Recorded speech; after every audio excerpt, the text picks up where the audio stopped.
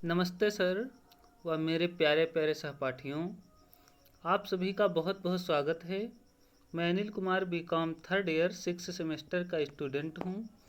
इस वीडियो के माध्यम से प्रोफेसर विशाल वर्मा सर जी के द्वारा पढ़ाए गए paper applied and business statics के टॉपिक की चर्चा आप सभी के बीच साझा करना चाहता हूं।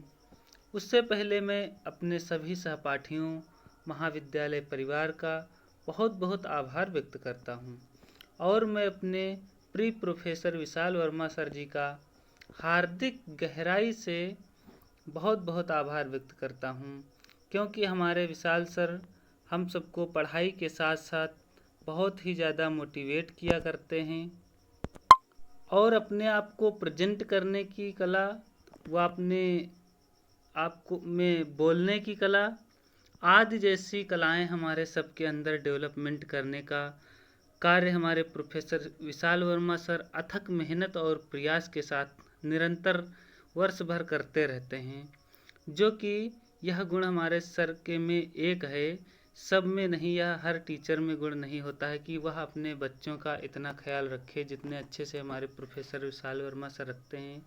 इसलिए हम उनका बहुत बहुत धन्यवाद ज्ञापित करते हैं और दो लाइनों के थ्रू कुछ हम बोलना चाहते हैं अपने सर के बारे में, जो कुछ इस प्रकार से है कि बंद हो जाएं जब सब दरवाज़ा, बंद हो जाएं जब सब दरवाज़ा, नया रास्ता दिखाते हैं गुरु। जब बंद हो जाएं सब दरवाज़ा, नया रास्ता दिखाते हैं गुरु। सिर्फ किताबी ज्ञान ही नहीं, सिर्फ किताबी ज्ञान ही नहीं, जीवन जीना सिखाते हैं गुरु, जीवन जीना सिखाते हैं गुरु। तो अप्लाइड एंड बिजनेस स्टैटिक्स हमारा पेपर था, उसके ऊपर हमारे सर कुछ क्वेश्चंस 50 MCQ क्वेश्चंस बनाने के लिए दिए थे, पीपीटी। उसी के माध्यम से आप सभी तक हम साझा करना चाहते हैं, जो कुछ इस प्रकार हैं। चलते हैं, हम आगे की ओर बढ़ते हैं, शुरुआत करते हैं। क्वेश्चन नंबर हमारा जो फर्स्ट है उसकी तरफ बढ़ते हैं। हमारा क्वेश्चन नंबर फर्स्ट है, भारत में संघीय शासन व्यवस्था है और प्रशासनिक उत्तरदायित्व के मध्य विभाजित है। ए स्थानीय और राज्य सरकार, बी स्थानीय और केंद्र सरकार, सी उपयुक्त में से कोई नहीं, डी केंद्र और राज्य सरकार। क्वेश्चन नंबर 1 का आंसर है केंद्रीय और राज्य सरकार। एक्सप्लेन करते हैं कि यह क्वेश्चन कैसे केंद्रीय और राज्य सरकार वाला सही है। देखते हैं, भारत में सांख्यिकी व्यवस्था देश के प्रशासनिक ढांचे के आधार पर कार्यरत है। भारत में शासन व्यवस्था है और प्रशासनिक उत्तरदायित्व केंद्र सरकार तथा राज्य सरकारों के मध्य विभाजित है, इसलिए यह विकल्प सत्य है। क्वेश्चन नंबर 2 देखते हैं अब हम। भारतीय संविधान के अनुसार सभी विषयों का विभाजन कितने वर्गों में किया गया है? A1, B2, C3, D4। Question number 2 का आंसर है C3। एक्सप्लेन करते हैं, देखते हैं कैसे यह 3 है। भारतीय संविधान के अनुसार सभी विषयों को 3 वर्गों में विभाजित किया गया है। नंबर 1 संघ सूची, नंबर 2 राज्य सूची, नंबर 3 समवर्ती सूची, इसलिए यह विकल्प सही है। क्वेश्चन नंबर अगला हम देखते हैं 3 है, भारतीय समंकों के संकलन में कौन सी कठिनाइयाँ आ सकती हैं? ए विभिन्न रिवाज, बी रीति रिवाज, बी जनता अशिक्षित, सी गणक आयोग, डी उपयुक्त में से तीनों। क्वेश्चन नंबर 3 का आंसर है उपरोक्त में से तीनों, उपयुक्त में से तीनों। एक्सप्लेन करते हैं कैसे तीनों। भारतीय समंकों के संकलन में जनता शिक्षित अशिक्षित गणित आयोग संघ का दृष्टि विभिन्न रीति रिवाज आदि जैसी अनेक कठिनाइयाँ आती हैं सामने, इसलिए यह विकल्प सत्य है। क्वेश्चन नंबर 4 है, भारतीय समंकों के निम्न में से दोष या कमियां हैं? ए परस्पर विरोधी, बी सामग्री की अशुद्धता, सी उपरोक्त में से कोई एक, डी उपयुक्त में से कोई दोनों। क्वेश्चन नंबर 4 का आंसर है उपरोक्त में से दोनों। व्याख्या करके देखते हैं, एक्सप्लेन करके देखते हैं कैसे। भारतीय समंकों के संकलन करने में निम्नलिखित दोष पाए जाते हैं, जैसे कि सामग्री की अपर्याप्तता, परस्पर विरोधी, समग्र अकुशलता आदि जैसे दोष होते हैं, इसलिए यह विकल्प सही है। क्वेश्चन नंबर 5 देखते हैं क्या है। उत्तर प्रदेश में सांख्यिकी संगठन को कितने स्तर में व्यवस्थित किया गया है? A1, B2, C3, D4। Question number 5 का आंसर है D4। एक्सप्लेन करते हैं कैसे। उत्तर प्रदेश में सांख्यिकी संगठन को 4 स्तरों की व्यवस्थाओं में विभाजित किया गया है, इसलिए यह विकल्प सही है। वह स्तर हैं शीर्ष या शिखर स्तर, मंडल स्तर, जिला स्तर और खंड स्तर, इसलिए यह विकल्प सही है। क्वेश्चन नंबर 6 देखते हैं। अर्थ एवं सांख्यिकी प्रभाग के कार्य हैं ए समन्वय, बी सर्वेक्षण कार्य में सहयोग, सी उपयुक्त में से दोनों, डी उपयुक्त में से कोई नहीं। क्वेश्चन नंबर 6 का आंसर है सी उपयुक्त में से दोनों। एक्सप्लेन करते हैं कैसे। राज्य में सरकार के विभिन्न मंत्रालयों एवं विभागों की सांख्यिकी इकाइयों में समन्वय लाने की दृष्टि से 1952 में अर्थ एवं सांख्यिकी प्रभाग की स्थापना की गई थी, जिसमें यह बताया गया था कि समन्वय, सर्वेक्षण कार्य में सहयोग आदि लिया होता है, इसलिए यह विकल्प सही है। क्वेश्चन नंबर 7 देखते हैं। केंद्रीय मंत्रालयों के अधीन प्रमुख सांख्यिकी इकाइयां विकसित की गई हैं। ए सत्य है, बी असत्य है, सी दोनों, डी उपयुक्त में से कोई नहीं। क्वेश्चन नंबर 7 का आंसर है ए सत्य है। एक्सप्लेन करते हैं कैसे। केंद्रीय मंत्रालयों के अधीन प्रमुख सांख्यिकी इकाइयां जैसे सांख्यिकी एवं कार्यक्रम क्रियान्वयन मंत्रालय, कृषि मंत्रालय, उद्योग मंत्रालय जैसे इकाइयों की स्थापना की गई थी, इसलिए यह विकल्प सही है, यह सत्य है। क्वेश्चन नंबर 8 देखते हैं हम। समंक संकलन की कठिनाइयां के होते हुए भी भारतीय समंकों के दोषों को दूर करने के सुझाव हैं। ए प्रमापीकरण, बी गुणों के प्रशिक्षण की व्यवस्था, सी समन्वय की व्यवस्था, डी उपयुक्त में से कोई नहीं, उपयुक्त में से सभी।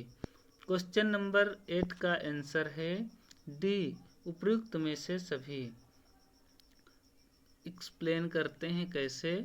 समंक संकलन की उपयुक्त कठिनाइयों के होते हुए भी संबंध भारतीय समंकों के दोषों को दूर करना आवश्यक है, इसलिए नियोजन योजनाओं का निर्माण एवं मूल्यांकन देश के आर्थिक विकास का सही अनुमान हो सके, इसलिए यह विकल्प सही है। क्वेश्चन नंबर 9 देखते हैं अब आगे हम। भारतीय समंकों के संकलन में आने वाली कठिनाइयों के सुधार के लिए विश्वविद्यालय एवं शोध संस्थानों का सहयोग लिया जा सकता है। ए हाँ, बी नहीं, सी उपयुक्त में से कोई एक, डी उपयुक्त में से दोनों नहीं। क्वेश्चन नंबर 9 का आंसर है ए हाँ। व्याख्या करके देखते हैं, एक्सप्लेन करके देखते हैं कैसे।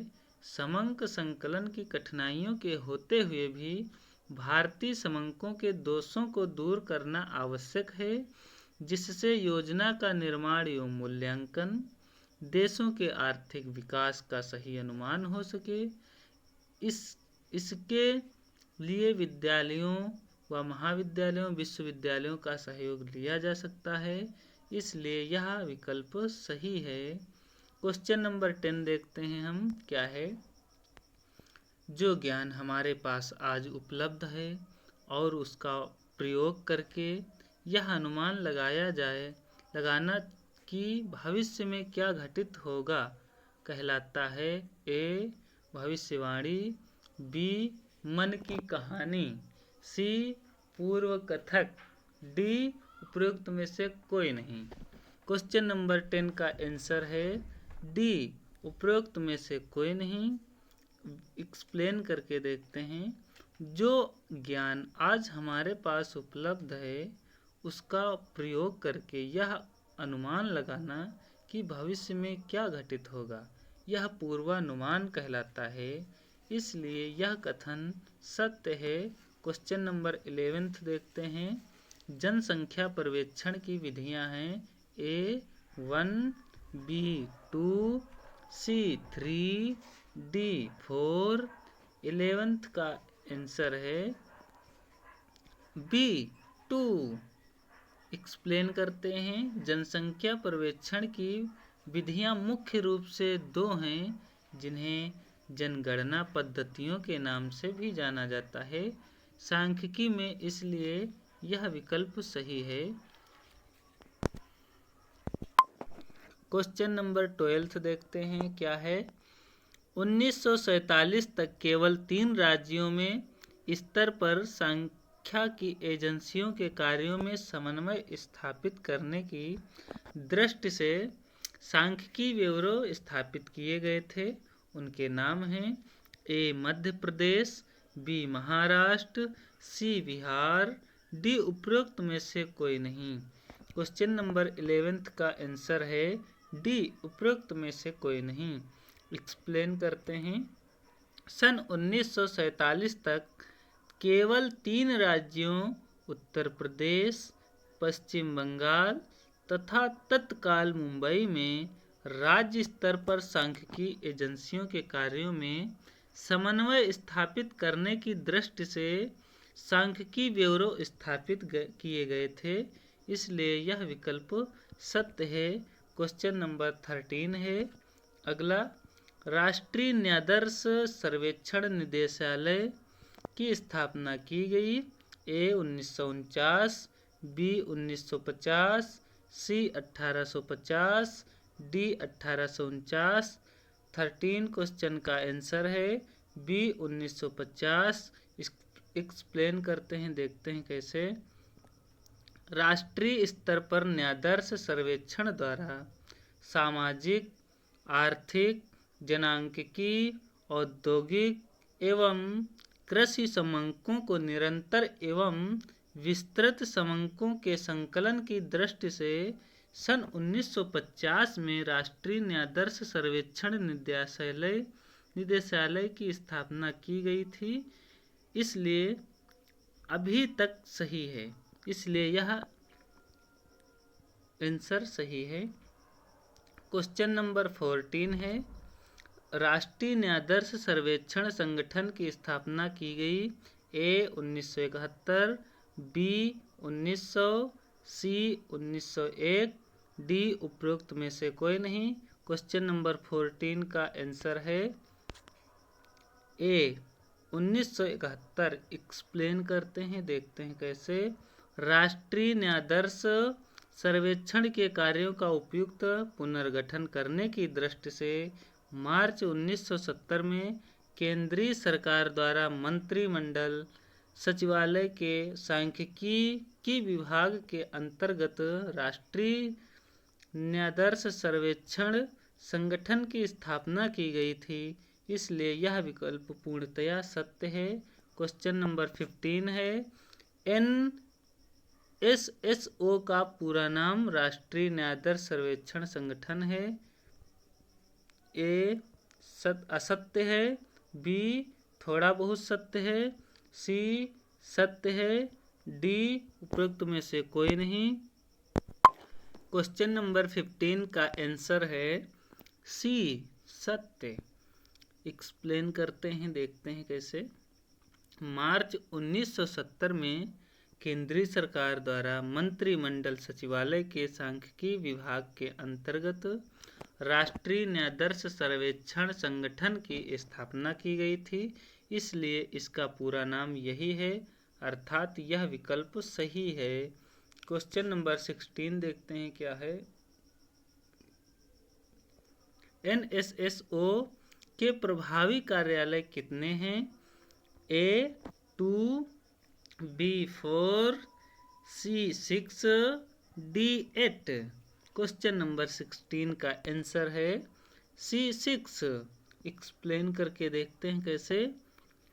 संगठन के क्षेत्र में कार्य विभाग के तकनीकी कर्मचारियों को प्रशिक्षण प्रदान करने के लिए अच्छा क्षेत्रीय केंद्र जयपुर, लखनऊ, नागपुर, कोलकाता, बेंगलुरु और गुवाहाटी में स्थित हैं, इसलिए यह विकल्प सही है। क्वेश्चन नंबर 17, सामाजिक आर्थिक सर्वेक्षण संगठन का एक महत्वपूर्ण कार्य देश में सामाजिक आर्थिक सर्वेक्षण करना है। इस सर्वेक्षण में मुख्य रूप से कितने विषयों को शामिल किया जाता है? A4, B5, C6, D7। Question number 17 का आंसर है B5। एक्सप्लेन करके देखते हैं कैसे। इस संगठन का महत्वपूर्ण कार्य देश के सामाजिक आर्थिक सर्वेक्षण करना, इसलिए सर्वेक्षण में मुख्य रूप से निम्न पांच विषयों को शामिल किया जाता है। नंबर 1, जननांकिकी, स्वास्थ्य एवं परिवार कल्याण। नंबर 2, संपत्ति ऋण और विनियोग। नंबर 3, भूमि स्वामित्व एवं पशुधन उपक्रम। नंबर 4, रोजगार ग्रामीण श्रमिक एवं उपभोक्ता। व नंबर 5, गैर कृषि में गैर संगठित उपक्रम, इसलिए यह विकल्प सही है। क्वेश्चन नंबर 18, राष्ट्रीय न्यायाधीश सर्वेक्षण संगठन द्वारा किए जाने वाले सामाजिक आर्थिक सर्वेक्षण में कौन सी पद्धति का प्रयोग किया जाता है? A, बहुक्षेत्रीय निदर्शन पद्धति, B, क्षेत्रीय निदर्शन पद्धति, C, उपरोक्त में से कोई एक, D, उपरोक्त में से कोई नहीं। क्वेश्चन नंबर 18 का आंसर है A, बहुक्षेत्रीय निदर्शन पद्धति। एक्सप्लेन करके देखते हैं कैसे। राष्ट्रीय न्यायाधीश सर्वेक्षण संगठन द्वारा किए जाने वाले सामाजिक आर्थिक सर्वेक्षण में बहुक्षेत्रीय निदर्शन पद्धति का प्रयोग किया जाता है। इसके अंतर्गत लगभग 7900 यानी 7900 गांव और 5100 यानी 5100 शहरी ब्लॉकों में से 1.3 लाख परिवारों का न्यायाधीश लिया जाता है, इसलिए यह विकल्प सही है। क्वेश्चन नंबर 19 देखते हैं क्या है। NSSO जून 2012 तक संगठन सर्वेक्षण चक्र कितने पूर्ण कर चुका था? A, 66, B, 68, C, 62, D, 82। Question number 19 का आंसर है B, 68। एक्सप्लेन करके देखते हैं कैसे। संगठन में अपने सर्वेक्षण का प्रथम चक्र अक्टूबर 1950 से मार्च 1951 की अवधि में किया था। जून 2012 तक संगठन सर्वेक्षण के क्वेश्चन नंबर 19 का आंसर नंबर 19 है B, 68। एक्सप्लेन करके देखते हैं कैसे। संगठन ने अपने सर्वेक्षण का प्रथम चक्र अक्टूबर 1950 से मार्च 1951 की अवधि में किया था।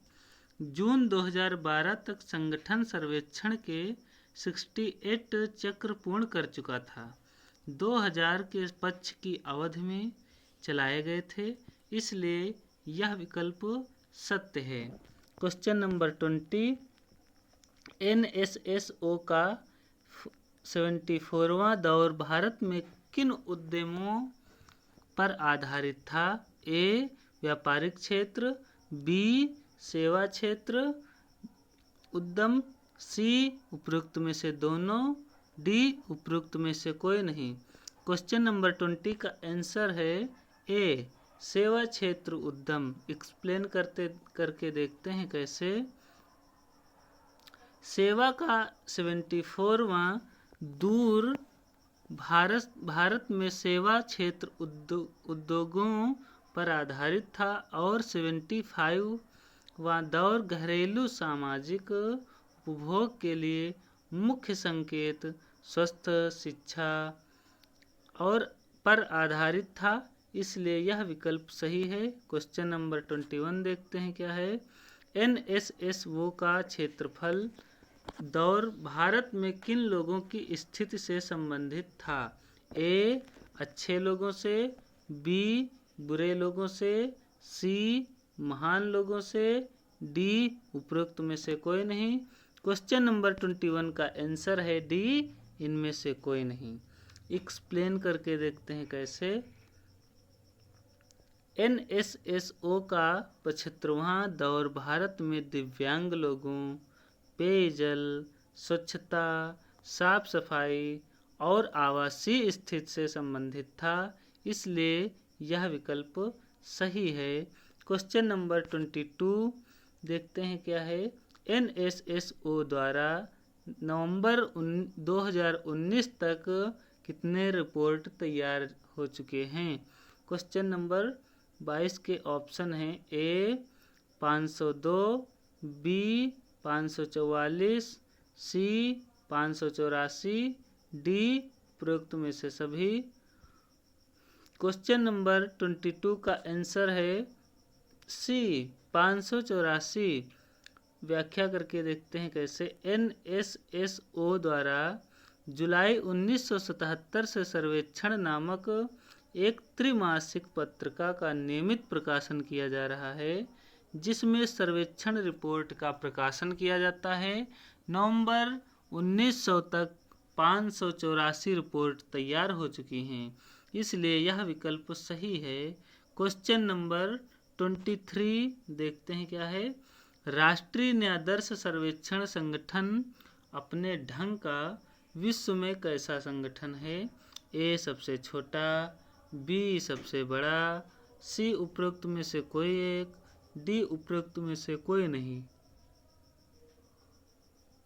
क्वेश्चन नंबर 23 का आंसर है बी सबसे बड़ा। व्याख्या करके देखते, एक्सप्लेन करके देखते हैं कैसे। यह संगठन अपने कार्यों क्षेत्र को निरंतर विस्तृत और विधिकृत किया है और न्यायाधीश सर्वेक्षण के आधार पर भारत समग्र व्यवस्था की अनेक कमियों को दूर किया है, इसलिए अभी इसकी कार्य व्यवस्था में कुछ संशोधन एवं सुधार की आवश्यकता है, इसलिए यह विकल्प सत्य है। क्वेश्चन नंबर 24 क्या है देखते हैं। सर्वेक्षणों में प्रयुक्त की जाने वाली अनुसूचियां और प्रश्नावलियां काफ़ी जटिल और भ्रमपूर्ण हैं, इन्हें स्पष्ट और सरल बनाने की आवश्यकता है। ए हाँ, बी नहीं, सी उपयुक्त में से कोई एक, डी उपयुक्त में से कोई नहीं। क्वेश्चन नंबर 24 का आंसर है हाँ, ए हाँ। एक्सप्लेन करके देखते हैं कैसे। क्योंकि सर्वेक्षणों में प्रयुक्त की जाने वाली अनुसूचियां और प्रश्नावलियां काफ़ी जटिल और भ्रमपूर्ण हैं, इसलिए यह विकल्प सही है। क्वेश्चन नंबर 25, राष्ट्रीय आय की आर्थिक प्रगति का महत्वपूर्ण मापदंड है। ए असत्य, बी सत्य, ई थोड़ा सा सत्य, डी बिल्कुल सत्य। क्वेश्चन नंबर 25 का आंसर है बी सत्य। एक्सप्लेन करके देखते हैं कैसे। राष्ट्रीय आय किसी भी देश की आर्थिक प्रगति का महत्वपूर्ण मापदंड है। राष्ट्रीय आय की मात्रा और वितरण पर ही संबंधित देश की आर्थिक समृद्धि निर्भर करती है, इसलिए यह विकल्प सत्य है। क्वेश्चन नंबर 26, देश के प्राकृतिक साधनों, परिश्रम और पूंजी द्वारा कार्य करने पर प्रत्येक वर्ष भौतिकी एवं अभौतिकी वस्तुओं एवं सेवाओं का जो उत्पादन है, उन सभी के योग को राष्ट्रीय आय भी कहते हैं।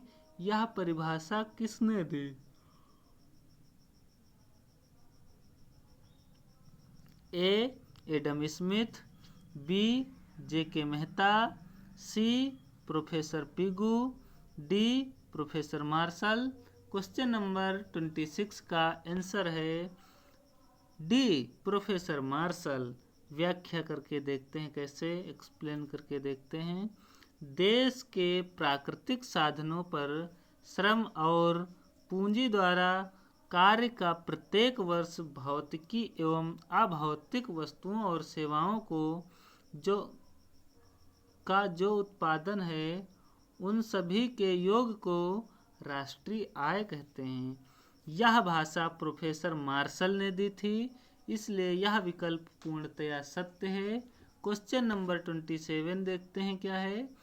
राष्ट्रीय आय किसी भी देश की भौतिक आय का वह भाग है जिसमें विदेश से प्राप्त आय भी शामिल है तथा जिसको द्रव्य से मापा जा सकता है। यह परिभाषा किसने दी? A. Professor Pigou, B. Professor Marshall, C. Adam Smith, D. Fisher ने। क्वेश्चन नंबर 27 का आंसर है ए. Professor Pigou. एक्सप्लेन करके देखते हैं, कैसे पिगू? यह परिभाषा राष्ट्रीय आय की देश की भौतिकी का वह भाग है जिसमें विदेश से प्राप्त आय भी सम्मिलित है तथा जिसको द्रव्य में मापा जा सकता है। यह परिभाषा प्रोफेसर पिगू ने दी थी, इसलिए यह विकल्प पूर्णतया सत्य है। क्वेश्चन नंबर 28 देखते हैं क्या है। राष्ट्रीय आय एक निश्चित समय में वस्तुओं की माप है।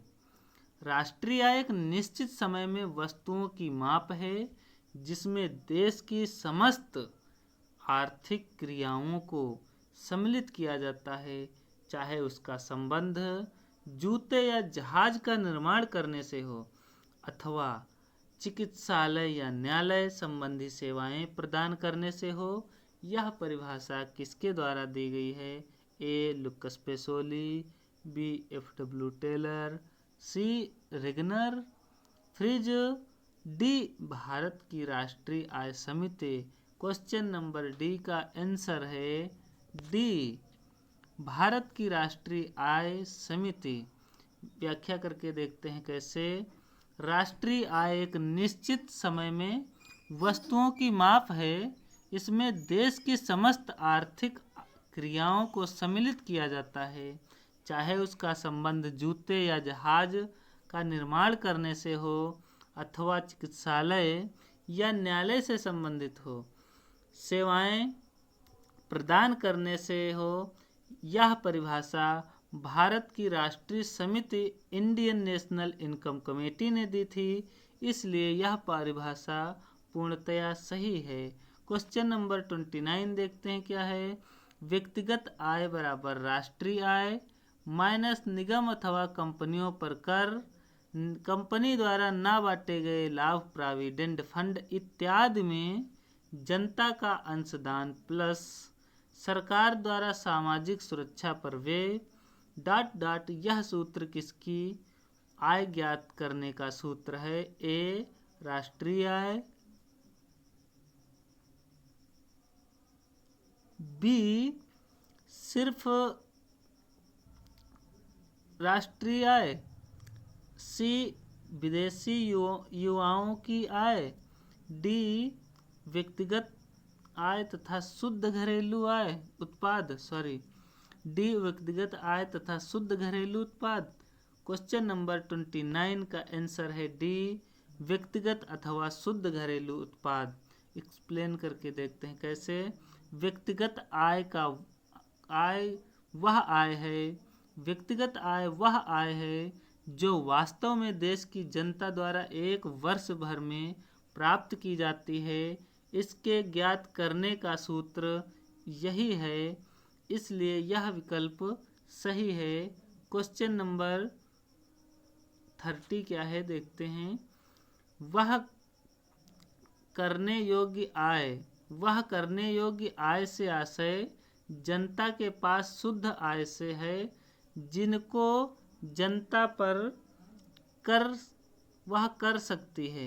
ए बिल्कुल असत्य, बी थोड़ा असत्य, सी सत्य, डी उपरोक्त सभी। क्वेश्चन नंबर देखते हैं अगला 31। सी सत्य, क्वेश्चन नंबर 30 का आंसर देखते हैं क्या है। सी सत्य। एक्सप्लेन करके देखते हैं। वे करने योग्य आय से आशय जनता के पास उस ऐसे शुद्ध आय से है वे करने योग्य आय से आशय जनता के पास उसे शुद्ध आय से है, उस शुद्ध आय से है। थोड़ा थोड़ा कहीं कहीं मिस्टेक हो गया है, इसलिए फिर से बोल देते हैं एक्सप्लेन करके। वे करने योग्य आय से आशय जनता के पास उसे शुद्ध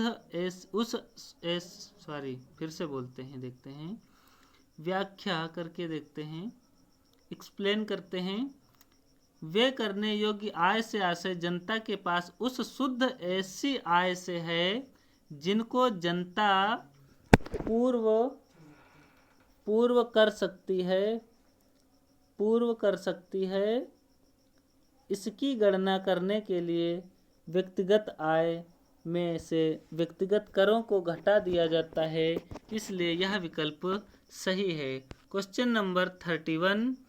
राष्ट्रीय आय विश्लेषण के आधार पर अन्य देशों के साथ प्रगति स्तर पर का तुलनात्मक अध्ययन किया जा सकता है। ए नहीं, बी हाँ, सी इनमें से कोई एक सही है, डी उपरोक्त में से दोनों। क्वेश्चन नंबर 31 का आंसर है बी हाँ। एक्सप्लेन करके देखते हैं। अन्य देशों के साथ तुलनात्मक अध्ययन करने के लिए राष्ट्रीय आय विश्लेषण के आधार पर अन्य देशों के साथ प्रगति स्तर पर तुलनात्मक अध्ययन किया जा सकता है, इसलिए यह विकल्प सत्य है।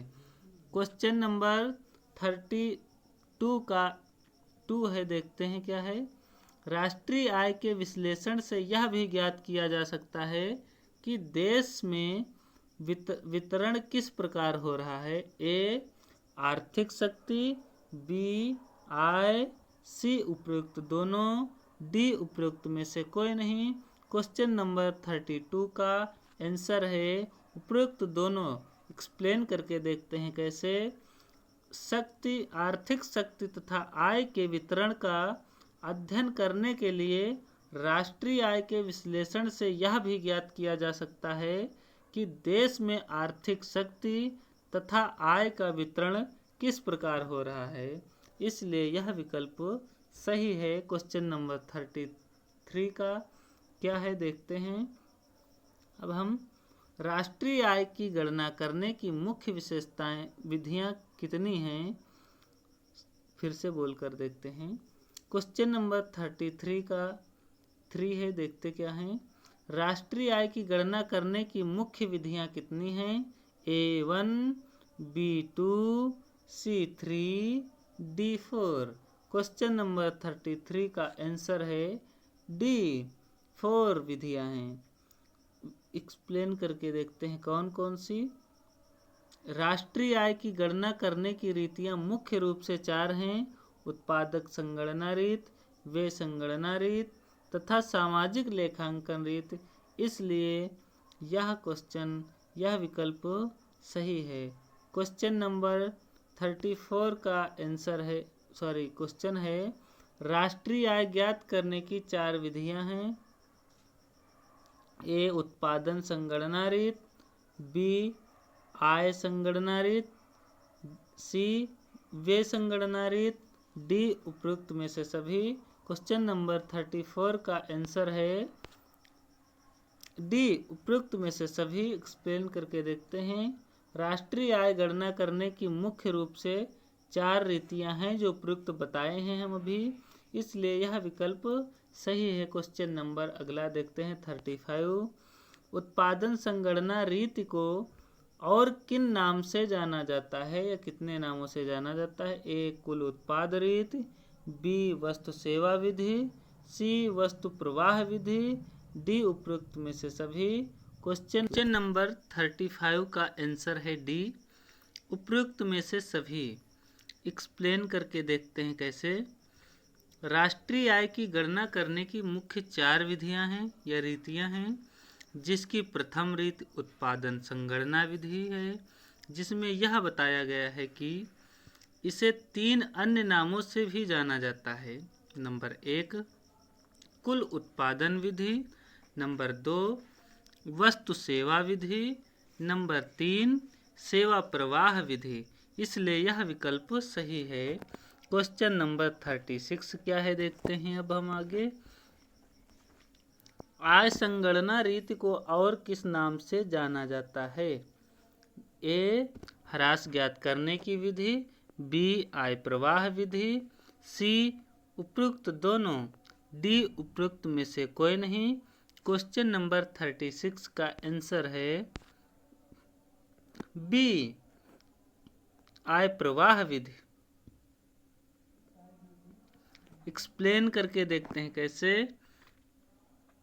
आय संगणना रीति को इनकम प्रवाह विधि भी कहते हैं।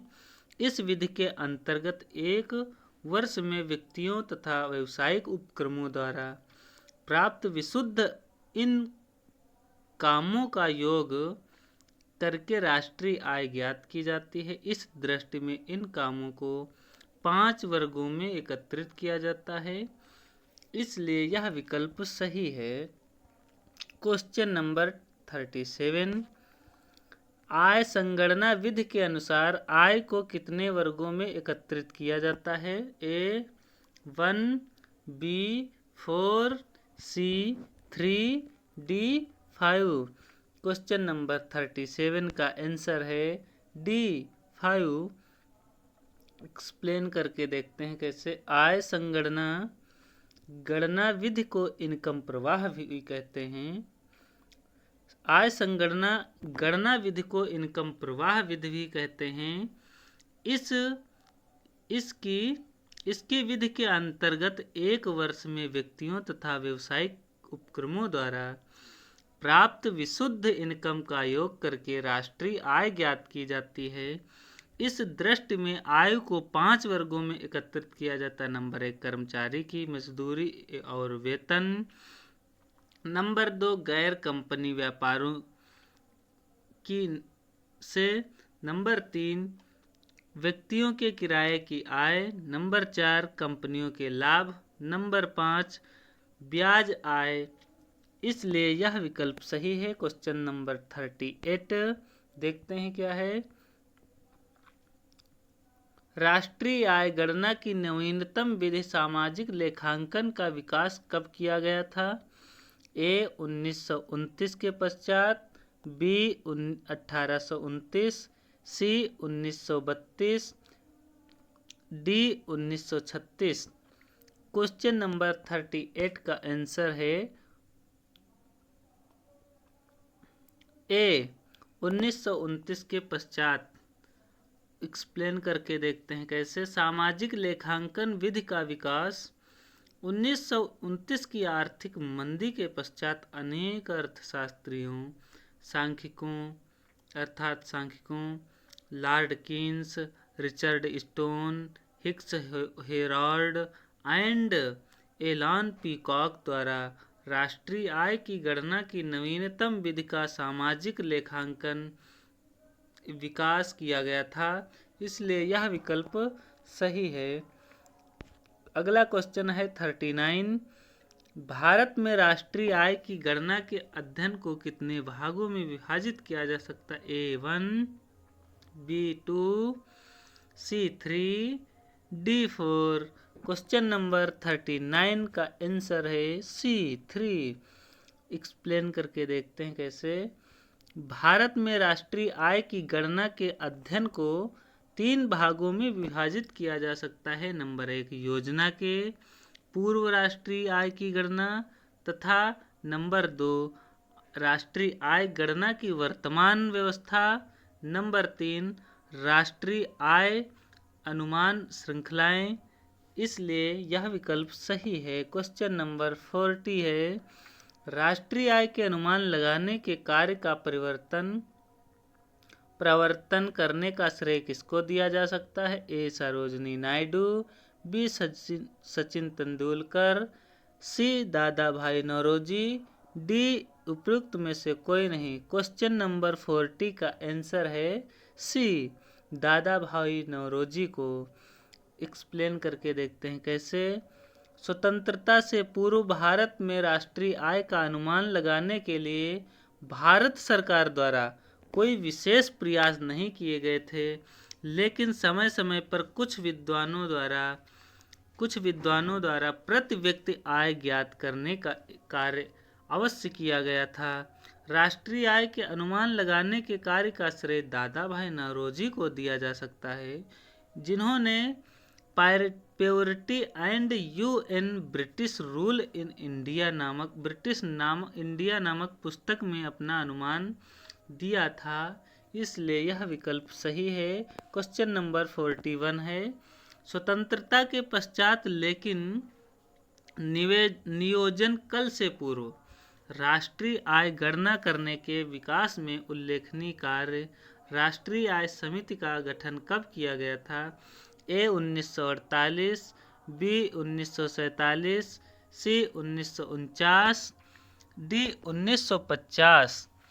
क्वेश्चन नंबर 41 का आंसर है सी 1949। एक्सप्लेन करके देखते हैं कैसे 1949 सही है।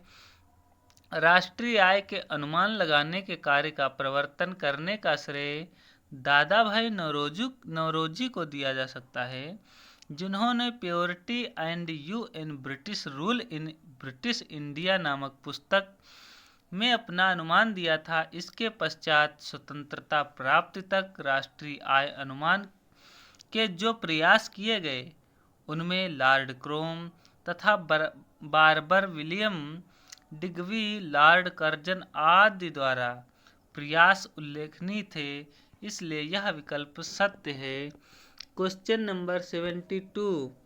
क्वेश्चन नंबर 42 है, राष्ट्रीय आय समिति की रिपोर्ट के पश्चात भारत में राष्ट्रीय आय के वार्षिक अनुमान लगाने का उत्तरदायित्व किसको दिया गया है? ए केंद्रीय सांख्यिकी संगठन, बी राज्य सांख्यिकी संगठन, सी स्थानीय संघ की संगठन, डी उपयुक्त में से सभी। क्वेश्चन नंबर 42 का आंसर है ए, राष्ट्रीय सांख्यिकी संगठन। एक्सप्लेन करके देखते हैं कैसे। राष्ट्रीय आय समिति की रिपोर्ट के पश्चात भारत में राष्ट्रीय आय के वार्षिक अनुमान लगाने का उत्तरदायित्व केंद्रीय संघ की संगठन को दिया गया है, जिसके अधीन कार्यरत राष्ट्रीय लेखा प्रभाग इस कार्य को करता है।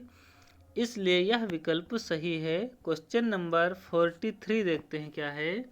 राष्ट्रीय आय या घरेलू उत्पाद की प्रवृत्तियां हैं। ए शुद्ध राष्ट्रीय आय में वृद्धि, बी प्रति व्यक्ति आय में वृद्धि, सी सकल घरेलू उत्पाद की नियमित वृद्धि, डी उपयुक्त में से सभी। क्वेश्चन नंबर 43 का आंसर है डी, उपयुक्त में से सभी। एक्सप्लेन करते हैं कैसे। भारत की राष्ट्रीय आय या घरेलू उत्पाद में निम्नलिखित विशेषताएं पाई जाती हैं, जैसे नई विशेषताओं को राष्ट्रीय आय घरेलू उत्पाद में उत्पाद में होने वाले परिवर्तन या प्रवृत्तियां भी कहते हैं, इसलिए यह विकल्प सही है। क्वेश्चन नंबर 44 क्या है देखते हैं। राष्ट्रीय आय घरेलू उत्पाद की प्रवृत्तियां कौन सी हैं। ए राष्ट्रीय आय में कौन विभिन्न आर्थिक क्रियाकलापों का योगदान। ए राष्ट्रीय आय में विभिन्न आर्थिक क्रियाकलापों का योगदान। बी राष्ट्रीय आय तथा प्रति व्यक्ति की आय वृद्धि दरों में अंतर। सी उपयुक्त में से कोई नहीं। डी ए और बी दोनों। क्वेश्चन नंबर 44 का आंसर है डी ए और बी दोनों। एक्सप्लेन करके देखते हैं कैसे। राष्ट्रीय आय या घरेलू उत्पाद में निम्न विशेषताएं पाई जाती हैं, इन्हीं विशेषताओं को राष्ट्रीय आय या घरेलू उत्पाद में होने वाले परिवर्तन भी या प्रवृत्तियां भी कहते हैं, जो उपयुक्त लिखी हैं, इसलिए यह विकल्प सही है। क्वेश्चन नंबर 45 है। भारत में राष्ट्रीय आय के अनुमान में आने वाली कठिनाइयां कौन सी हैं। ए अपर्याप्त एवं अशुद्ध समंक। बी वस्तु विनिमय व्यवस्था।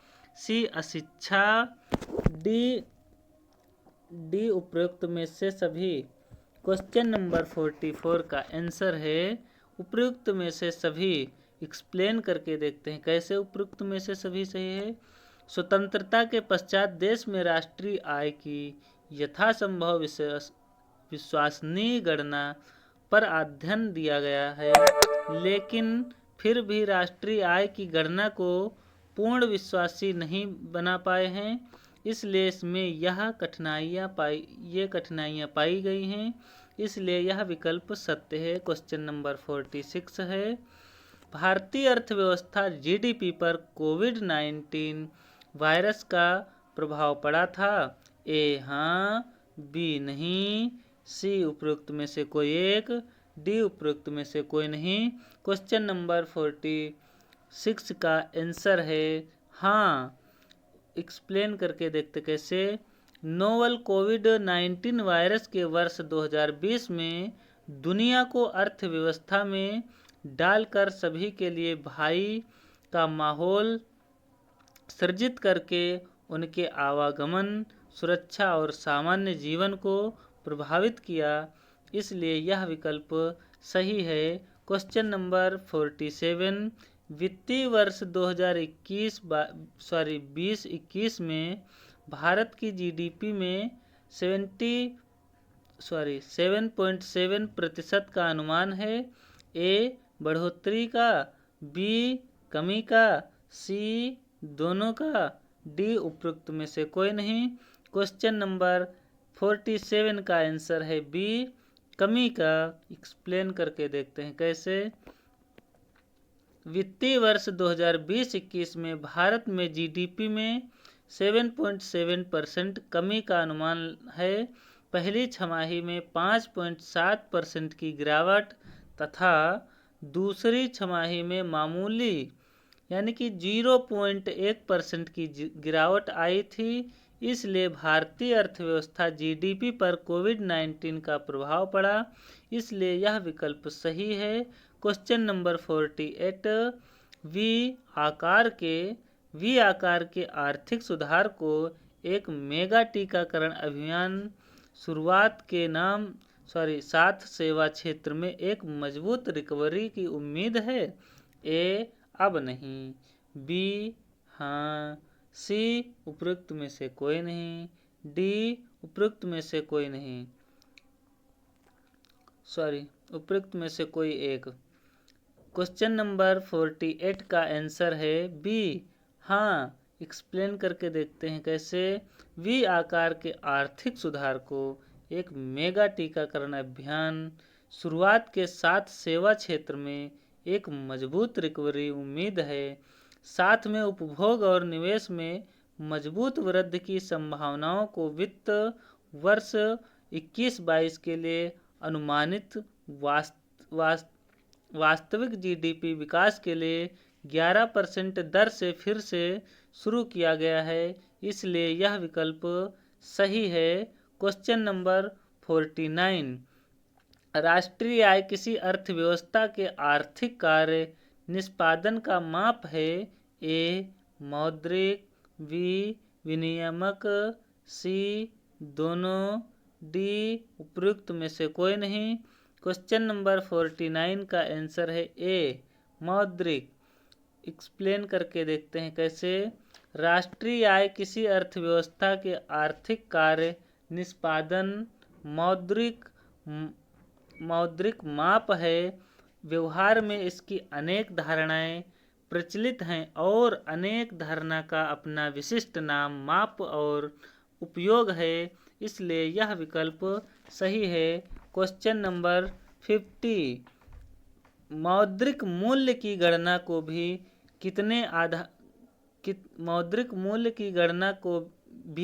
कितने आधारों पर हो सकती है। ए बाजार मूल्य पर शुद्ध घरेलू उत्पाद GDP-MP, बी साधन लागत पर सकल घरेलू उत्पाद GDP-FC, सी उपयुक्त में से दोनों, डी उपयुक्त में से कोई नहीं। क्वेश्चन नंबर 50 का आंसर है सी दोनों। एक्सप्लेन करके देखते हैं कैसे। सकल घरेलू उत्पाद से आय देश की घरेलू सीमाओं के अंदर एक वर्ष में उत्पादित सभी अंतिम वस्तुओं एवं सेवाओं के मौद्रिक मूल्य से होता है। यह उल्लेखनीय है कि मौद्रिक मूल्य की गणना भी दो आधारों पर हो सकती है जो उपरोक्त लिखी है, इसलिए यह विकल्प भी सत्य है। अब हम आगे बढ़ते हैं। Thank you so much for waiting. आपका दोबारा फिर इसी चैनल पर स्वागत रहेगा और आगे हम वीडियो डालते रहेंगे, आप देख सकते हैं। Thank you so much. और हम अपने गुरु जी का एक बार फिर से नमन, धन्यवाद व आभार व्यक्त करता हूँ, क्योंकि ये सब उन्हीं की कृपा है। एक गुरु जो होता है वो युग निर्माता होता है और बच्चे जो होते हैं वो देश के भाग्य विधाता होते हैं। इसलिए है नमन गुरु आपको। थैंक